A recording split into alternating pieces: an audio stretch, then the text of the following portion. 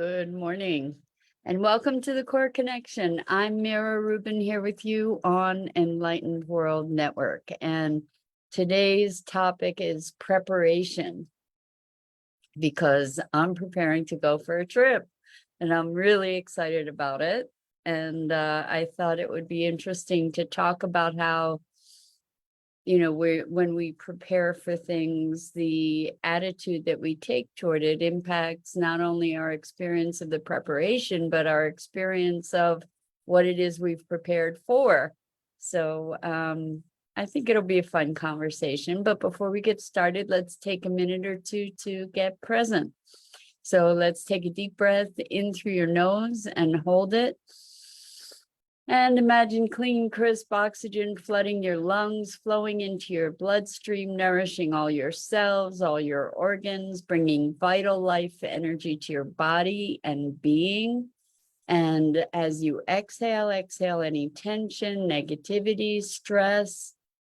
And let's take another deep breath in through your nose and hold it. This time, imagine brilliant, bright light lighting you up from the inside out, illuminating, electrifying, and energizing all your molecules, your electrons, all your cells, and bringing all this light into your heart and out into the world as you exhale.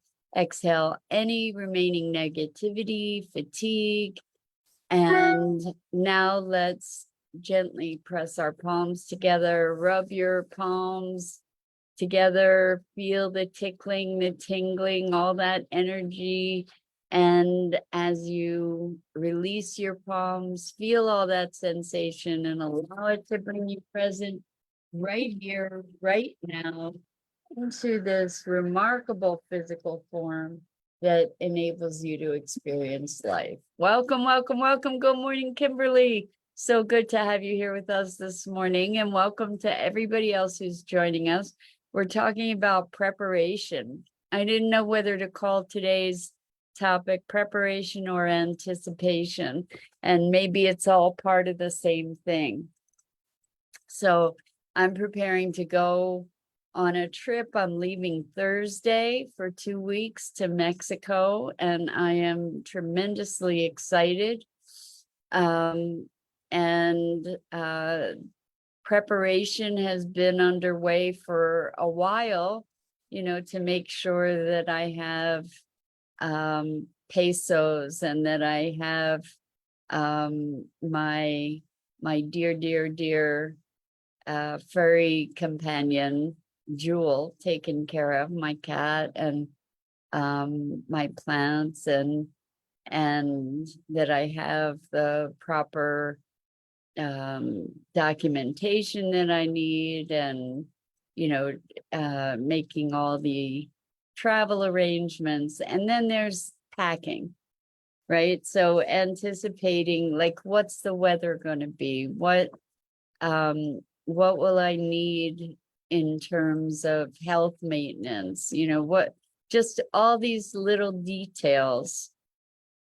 And in doing these preparations, I'm clear that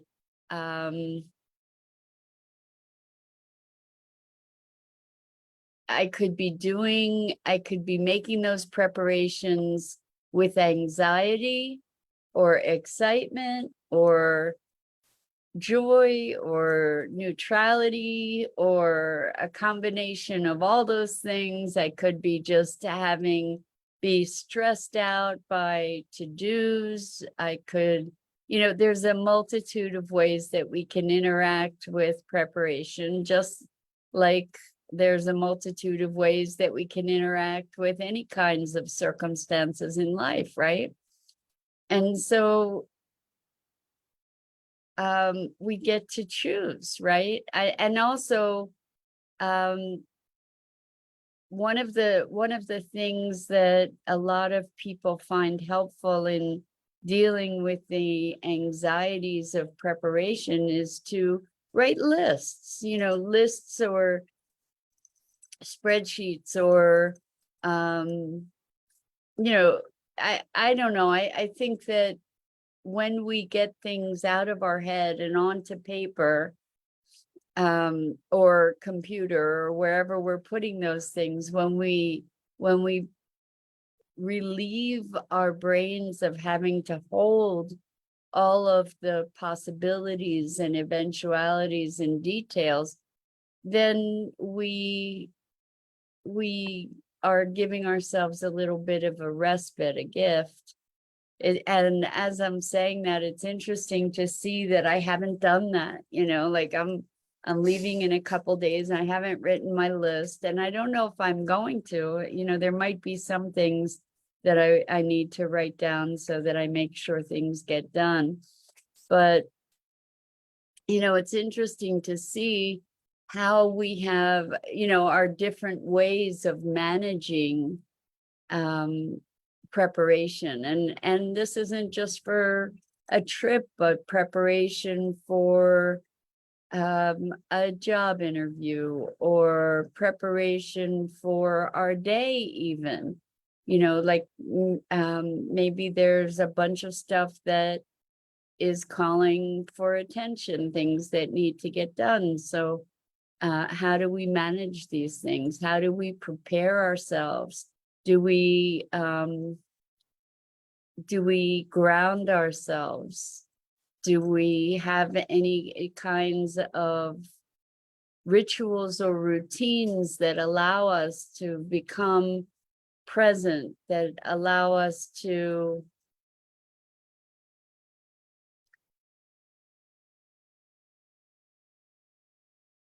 put ourselves in the mindset that is going to best serve our intended outcomes?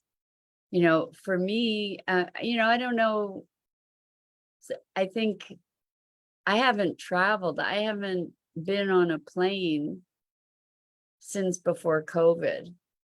And so I noticed that I used to travel a lot. I do notice that there's some anxiety about it, a little bit of nervousness. And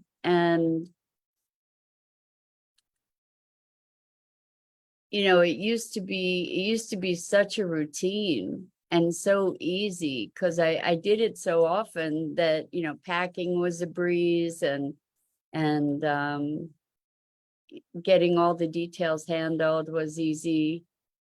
Oh, wow, Kimberly, this is a whole different area of preparation. Boy, oh boy. Kimberly says, I'm getting prepared to say goodbye to my loving auntie who I live with, that is dying from cirrhosis of the liver. That's challenging, boy, oh boy. And the thing is that as much preparation as we put in, there are certain things that we just cannot prepare for entirely. We can maybe ease the way. So Kimberly says, I was making my coffee. Where are you going? I'm going to Mexico.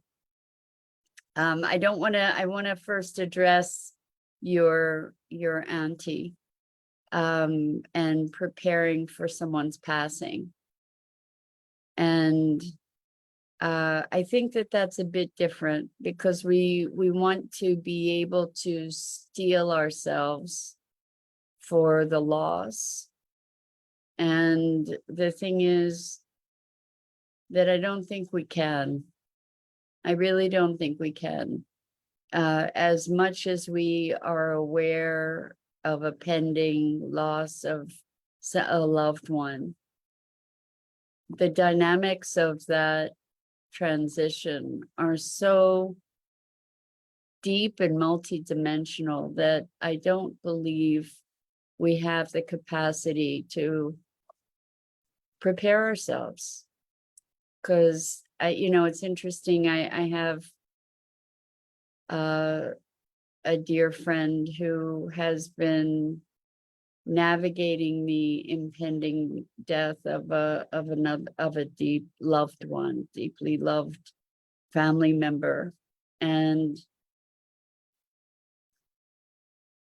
as much as we deal with the grief that we experience before that kind of passing, we still, I don't believe we can avoid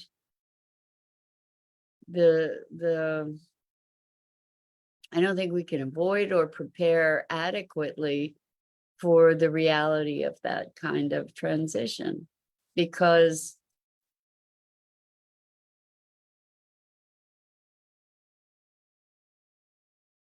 when it's done, it's done.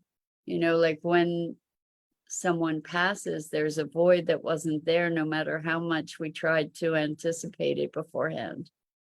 And all kinds of emotions happen over such a period of time.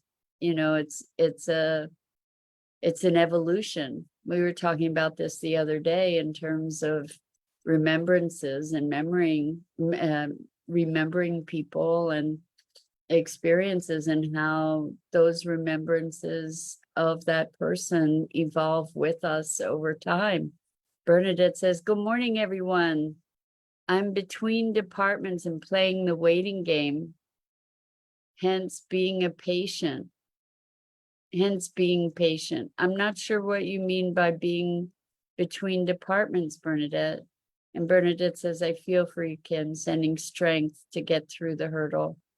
Yeah, and I think what I want to say about that kind of preparation and that kind of transition is that it's not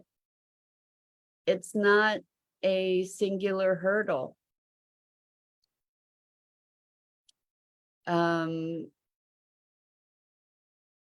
It's a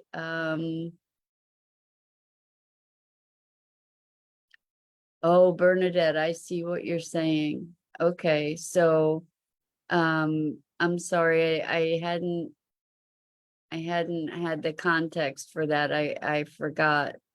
And I apologize for that. So Bernadette is in for testing today. Bernadette, we wish you strength and ease and good results from the tests that you're taking, and that you're undergoing. Kimberly says, "I feel you. I'm ping-ponging around and I am just walking with love. It's so hard. She's still drinking. This is the way she wants to go.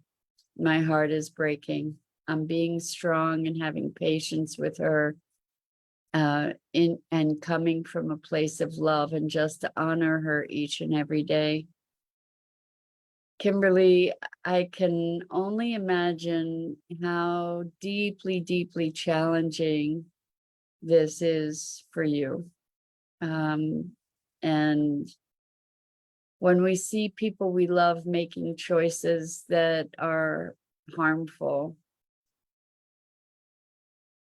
and we can't influence it, there's a feeling of helplessness as well as a feeling of grief. And also with your experiences and your challenges, to be in an environment where somebody is drinking themselves literally to death, I can't even imagine the challenge of that. So good for you to be in a place of love, and I understand how the ping-ponging might be a really prevalent experience for you. And so be patient with you and allow that we each have our own choices to make. It's challenging. It's really difficult. Bernadette says, "I have my test done today to know if I need a small bra."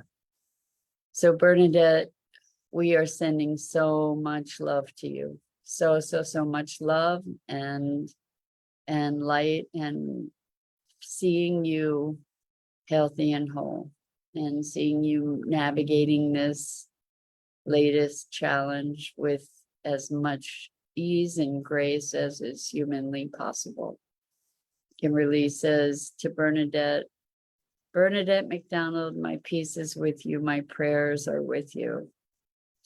And as our mind, Bernadette, and all of us are holding space for your wellness.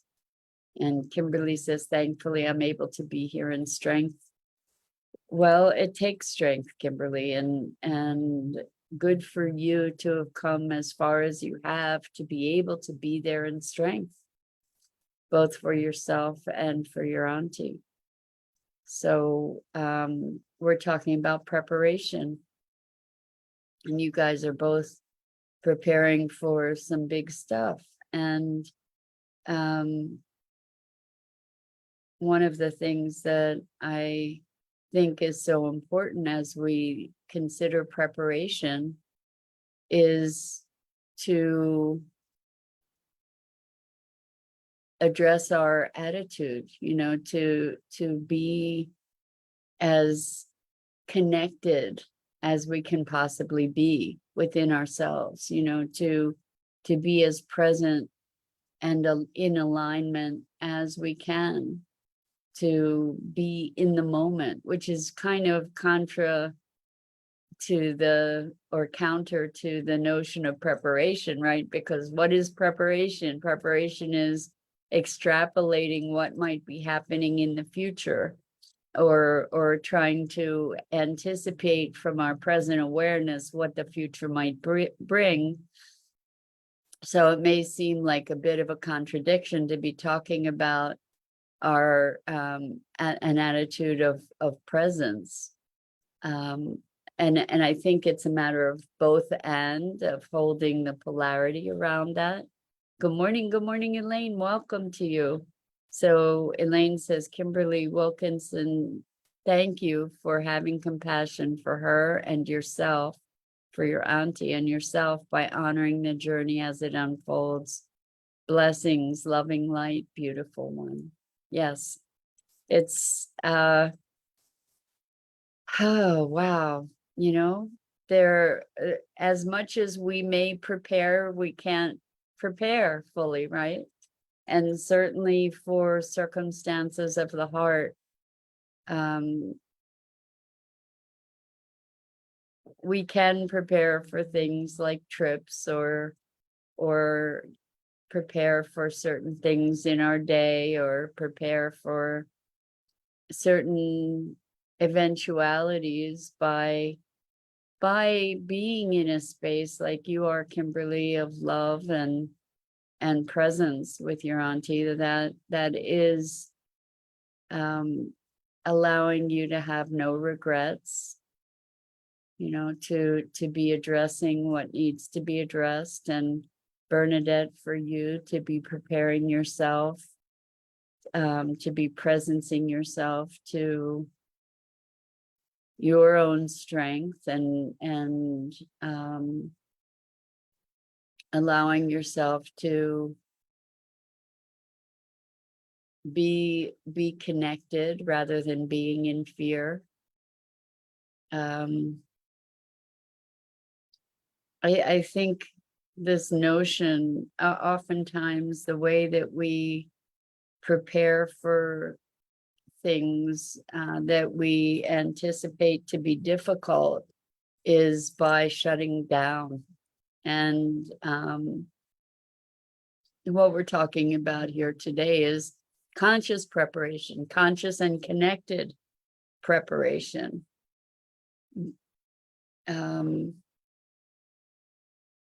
Being present to the eventualities that may occur in a way that allows us from a place of centeredness and alignment, so that we can be looking at, having no regrets, being able to anticipate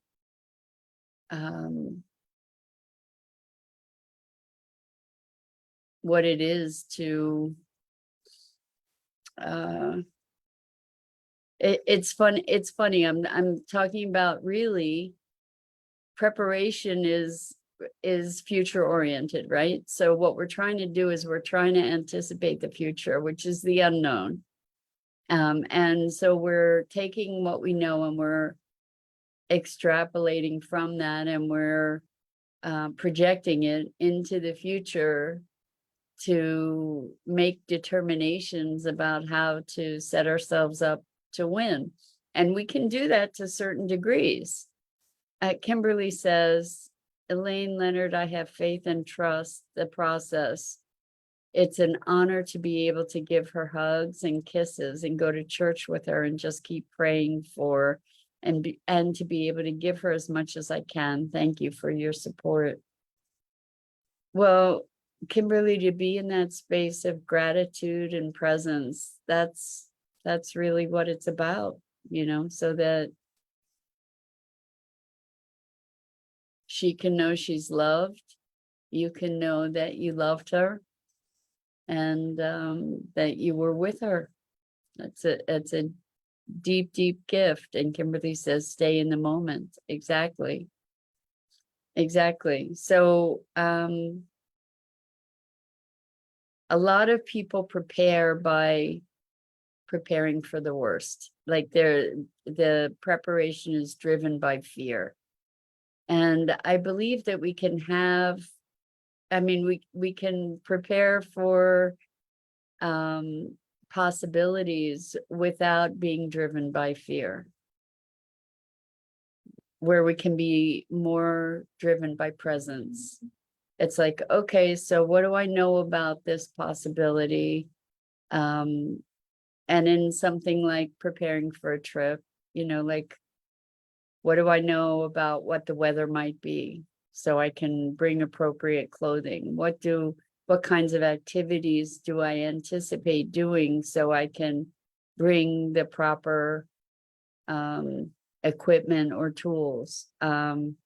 What do I know about the health circumstances so that I can anticipate that and have ways to address it? What can I know about the time so perhaps I can make sure that I am well fed and watered or whatever along the way. It's interesting because we take what we know and project it into the unknown to give us a sense of security, and also really to be prepared. The question is, to what level, like, is anxiety necessary as a part of that preparation? And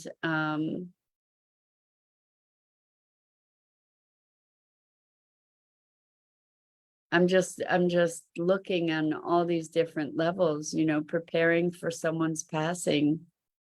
The best way is what you're doing, Kimberly, and that is by being present for her in this moment. Kimberly says, how long are you going to be gone? It sounds like a wonderful adventure. It's going to be beautiful. Thank you. Yes. Okay. So now I'm going to talk about my trip. Because tomorrow, I can't believe it, but tomorrow is my last day on air with you guys for a couple weeks. Although I have been assured that there will be replays, and I've requested that some of those replays at least have Maggie in them so you guys can enjoy Maggie moments. And by the way, I went to the pet store to buy pet food for my cat, Jewel, and there was a green cheek conure there that looked identical to Maggie, and this bird and I connected, and it was just bizarre. And then I had to go back a second time for more cat food, and it was like the bird recognized me. I don't know if it did or not, but yeah, I just was so moved by this feathered little magic creature. Anyway, so I'm going to this city called Pátzcuaro, which is about halfway between Mexico City and Guadalajara. And I have a friend who is who is putting together a net positive village that is off the grid and eco-friendly, and there's some land there right outside of the city. And so I'm going to see if that's a place that I want to live. So I'm gonna I want to be able to be there long enough to start getting a sense of whether this is a place that I would want to live, if I can imagine myself there. And so regardless of whether it is or it isn't, I'm certain it's going to be a wonderful adventure. And I'm excited. I haven't been away for a long time. And this is kind of a mission-based trip to determine, what possible path I might have for my future. And yeah, it's very exciting. There's ruins nearby, some other really cool cities. There's lots of craft, and I'm a very crafty person. So there's an area there known for lacquerware, and another that's known for hammered copper. And I'm gonna see if I can find anybody doing weaving. And the city itself is from the 1500s, so it has a really, yeah, Kimberly says, sounds like your elements. This is absolutely thrilling. Yes, I'm really excited about it. And it's the first time since I set up my schedule with my work. Like I set up my work so that I have 3 months on and 1 month off.